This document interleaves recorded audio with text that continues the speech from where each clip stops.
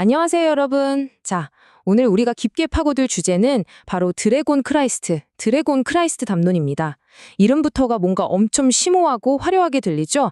영적 각성이나 내면의 신성에 대해 굉장히 도발적인 주장을 던지는 텍스트인데요. 오늘 해설에서는 이 복잡하고 화려한 상징들 뒤에 숨겨진 진짜 단단하고 현실적인 진실이 대체 무엇인지 아주 낱낱이 해치해 보려고 합니다. 바로 시작해 볼까요? 본격적으로 들어가기 전에 여기서 아주 묵직한 문장을 하나 짚고 넘어가야 할 것 같아요. 각성은 출발선이지 도착선이 아니다. 불꽃은 따뜻함과 침묵을 통과해야 비로소 익는다. 여러분, 우리가 보통 영적인 각성을 했다고 하면 그게 모든 여정의 끝, 그러니까 최종 목적지라고 착각하기 쉽잖아요. 그런데 이 문장은 그 환상을 단번에 깨버립니다. 빛을 번쩍하고 보는 그 초기 단계가 끝이 아니라 그 불꽃을 우리 일상에서 어떻게 성숙하게 다듬어 갈 것인가. 사실 이게 진짜 중요한 핵심이라는 거죠. 그래서 오늘 우리가 이 고도로 상징적인 내용들을 길 잃지 않고 잘 따라가기 위해서 4가지 명확한 로드맵을 준비했습니다. 하나의 텍스트를 비추는 두 거울부터 시작해서 상징의 위계와 통합, 거짓, 빛의 함정, 그리고 마지막으로 진짜 성숙이란 무엇인지까지 차례대로 훑어보겠습니다. 1장입니다. 텍스트를 비추는 두 거울. 이야기는 사실 굉장히 흥미로운 미스터리에서 출발하거든요. 이게 무슨 말이냐면요. 똑같은 비전 스크립트를 2개의 다른 AI 모델, 즉 챗 GPT와 제미나이한테 분석해달라고 던져줬어요. 근데 결과가 진짜 극명하게 완전히 두 갈래로 나뉜 겁니다. 챗 GPT는 이거 자기신격화의 위험이 있다. 현실 감각이나 인간관계가 빠져 있다면서 아주 냉철하고 단단하게 접근을 했어요. 반면에 제미나이는 어땠을까요? 이 텍스트를 무려 12부작 서사로 뻥튀기 하면서 주권자로 군림하라. 너는 다차원적 마스터다. 이렇게 거창하고 무한한 자아팽창에 달콤한 함정으로 푹 빠져버린 거죠. 우리가 현대의 마음 공부나 자아 성장을 대할 때 딱 마주치는 그 갈림길을 완벽하게 보여주는 장면입니다. 자, 그럼 2장으로 넘어가서 이 상징의 위계와 통합에 대해 살펴보죠. 고대의 신비로운 상징들을 뭔가 무조건 믿어야 할 교리로 볼 게 아니라 우리 마음속을 들여다보는 정교한 심리 지도로 한번 써보자는 겁니다. 원문을 보면 크게 2가지 상징이 나와요.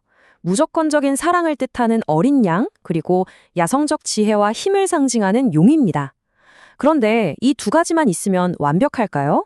아니요. 사실 엄청나게 위험할 수 있습니다. 균형이 무너져서 어린 양 쪽으로만 너무 기울면 영적인 무기력이나 피해자 코스프레에 빠지기 십상이거든요. 반대로 용의 힘에만 흠뻑 취해버리면 내가 너희보다 뛰어나? 하면서 남을 지배하려는 영적 오만함, 즉 에고가 엄청나게 팽창해버리죠. 그래서 용의 거친 에너지와 어린 양의 순종, 이 두 축만으로는 에너지가 갈 곳을 잃어버려서 본질적으로 굉장히 불안정해질 수밖에 없습니다. 이 불안정함이 왜 생기는지 테트라모프, 그러니까 내 생물과 방향을 나타내는 이 기하학적 지도를 보면 딱 감이 오실 겁니다. 방금 말씀드린 용과 그리스도의 결합만으로는 이 지도의 절반밖에 못 채우거든요. 영적 성장을 딱 버텨주는 제일 중요한 기초 2가지, 즉 흙을 나타내는 황소와 공기를 나타내는 인간의 자리가 완전히 텅 비어 있다는 뜻입니다. 그럼 이 빠진 조각들이 왜 그렇게 중요하냐? 생각해 보세요. 흙, 즉 현실을 딛고 있는 황소가 빠지면 우리 몸이나 돈, 매일 출근해서 일하는 이런 일상적인 노동을 되게 하찮게 여기게 됩니다. 그냥 현실과 완전히 동떨어져서 허공을 떠도는 영적인 먼지 같은 상태가 되는 거예요. 반대로 인간, 즉 사람과의 관계성이 빠지면 어떻게 될까요? 나는 깨어있는 마스터고 너희들은 다 잠들어 있는 중생들이다. 이런 식의 진짜 오만한 계급의식이 생겨버립니다. 이웃이랑 다정하게 인사하고 밥 한 끼 먹는 그런 소중한 일상들이 다 무가치해지는 거죠. 다시 말해서 단단한 현실 감각과 따뜻한 인간관계가 빠진 깨달음은 그저 외롭고 오만한 착각에 불과하다는 겁니다. 자, 여기 7단계의 위계지도를 한번 볼까요? 잠재성에서 시작해서 우르보로스의 죽음과 재탄생으로 이어지는데요. 여기서 진짜 소름 돋는 포인트가 뭔지 아세요? 이 단계들이 서로 경쟁하는 일원이 아니라 쭉 이어지는 하나의 지도라는 건데 우리가 그토록 갈구하는 영적 각성, 막 불꽃이 튀는 그 단계가 이 전체 7단계 중에서 고작 겨우 2단계에 불과하다는 겁니다. 2단계에서 다 끝난 줄 알고 멈춰버리면 그 각성은 결국 남들한테 나 이렇게 특별한 사람이야 라고 자랑하기 위한 도구로 전락해버리고 맙니다. 바로 이 지점에서 우리가 3장, 거짓 빛의 함정으로 넘어가게 됩니다. 자기 탐구가 어떻게 스스로를 신처럼 떠받드는 우월감의 유혹으로 변질되는지 한번 짚어보죠. 주권자로 군림하라. 다차원적 마스터. 매트릭스를 해킹하라. 주파수의 마스터 아키텍트. 와, 단어들만 들어도 뭔가 가슴이 웅장해지고 내가 엄청난 존재가 된 것 같지 않나요? 근데 이게 바로 치명적인 모순입니다. 분명 원래 텍스트에서는 에고를 부풀리는 거짓빛을 조심하라고 경고했거든요. 근데 정작 거기에 심취한 사람들은 자기 에고를 마구 쓰다듬어 주고 아첨하는 이런 거짓빛의 화려한 단어들을 너무나도 자연스럽게 고스란히 가져다 쓰고 있다는 거예요. 이게 진짜 아이러니죠. 그래서 어설픈, 미숙한 수행자일수록 말이 많습니다. 내가 드디어 깨달았다 하면서 거창한 선언들을 막 쏟아내고 평범한 일상을 좀 우습게 보죠. 그런데 진짜 성숙한 수행자는요, 정말 조용합니다. 평범하고 따뜻해요. 아침에 차 한 잔 내려 마시고 동네 한 바퀴 쓱 산책하고 마주치는 이웃한테 가볍게 인사하는 이 단순함 속에서 삶의 깊은 의미를 찾아냅니다. 그러니까 진정한 성숙은 처음 번쩍하는 각성보다 100배, 1000배는 더 어려운 과정인 셈이죠. 철저하게 겸손해지고 단순해져야 하니까요. 자, 이제 마지막 4장입니다. 이 모든 이야기를 바탕으로 현대시대에 맞는 진정한 영적 성숙이란 무엇인지 새롭게 정의해 보겠습니다. 각성 이후에 우리가 가져야 할 6가지 삶의 태도를 들여다보면요.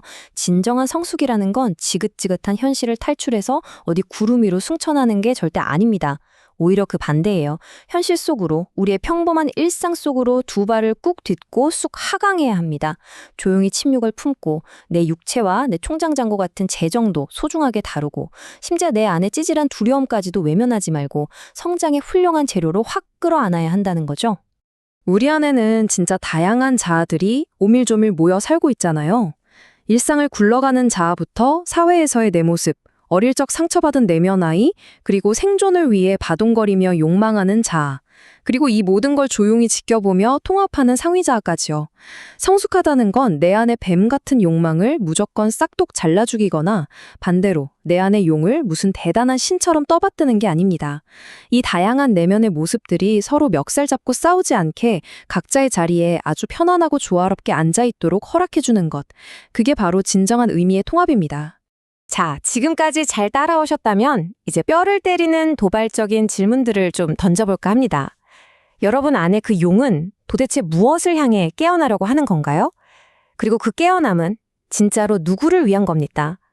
이 질문 앞에서 우리는 스스로의 성장 과정을 아주 날카롭게 의심해보게 됩니다. 내 안에 교묘하게 숨어있는 위선이나 환상들이 발가벗겨지는 기분이 들죠?